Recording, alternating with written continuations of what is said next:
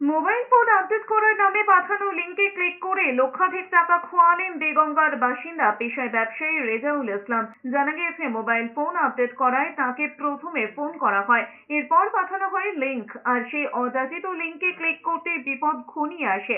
ইট ব্যবসায়ীর অ্যাকাউন্ট থেকে গায়েব হয়ে যায় 7 লক্ষ টাকা।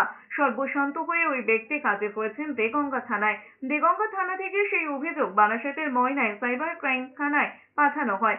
অভিযোগ পেয়ে ঘটনা তদন্ত শুরু করেছে। এই টাকা লোনের টাকা ছিল। সংবাদ মাধ্যমের সামনে কান্নায় ভেঙে পড়েন ক্ষতিগ্রস্ত ব্যবসায়ী রেজাউল ইসলাম। আমার বিদ্যুৎ ভবন থেকে একটা ফোন এসেছিল, এসে বলে ফোনটা আপডেট করতে হবে বলে একটা নম্বর ফোন করেছিল। আসার পরে তারপরে আমার ফোন থেকে ওরা বললে 13 টাকা কাটবে আপডেট করতে।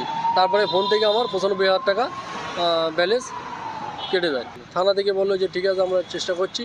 কিন্তু তারপরে আমার আবার এই 1 তারিখে তো ব্যালেন্স অ্যাকাউন্ট থেকে সব টাকা 1 তারিখ 2 তারিখ যে 6 লাখ টাকা মতো।